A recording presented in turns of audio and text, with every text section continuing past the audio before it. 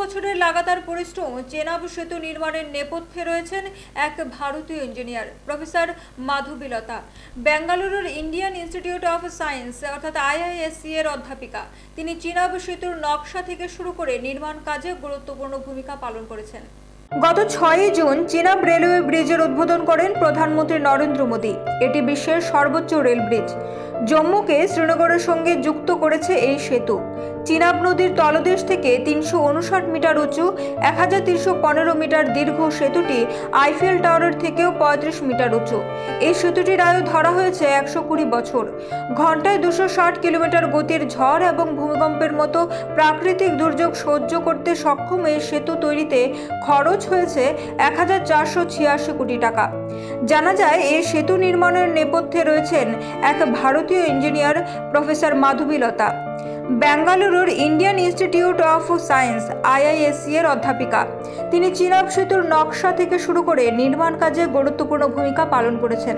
1992 সালে Jawaharlal Nehru technological university থেকে civil ইঞ্জিনিয়ারিংয়ে BTech করেন।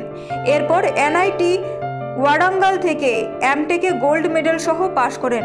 এরপর IIT মাদ্রাজ থেকে 2000 সালে PhD করেন। বর্তমানে তিনি IISc তে সিনিয়র প্রফেসর। ভূতাত্ত্বিক গবেষণায় তার বহু অবদান রয়েছে। 2021 সালে তিনি best women Jio technical research পুরস্কারে সম্মানিত হন। 2022 সালে তার নাম ওঠে স্টিম অফ ইন্ডিয়ার সেরা 75 জন মহিলার তালিকায়। এছাড়াও তিনি IISc এর SK Chattopadhyay excellent research award, SCRB power fellowship এবং কর্ণাটক বুক অফ রেকর্ডসের উইমেন অ্যাচিভার্স অ্যাওয়ার্ড পেয়েছেন। 2025 সালের 28শে মে ইন্ডিয়ান জিওটেকনিক্যাল জার্নালের একটি বিশেষ সংখ্যায় তার একটি প্রবন্ধ প্রকাশিত হয়। নাম ছিল design as you go, the case study of Chenab railway bridge. সেখানে তিনি 17 বছরের অভিজ্ঞতা ও নানা চ্যালেঞ্জ নিয়ে বিশদে আলোচনা করেছেন। অর্থনীতিবিদ ও লেখক সঞ্জীব সানেল দেখেন, মাধবীলতা চেনাব ব্রিজ নির্মাণের সঙ্গে যুক্ত সেরা ইঞ্জিনিয়ারদের মধ্যে একজন। 17 বছর আগে এই প্রজেক্ট নিয়ে কাজ শুরু করেছিলেন।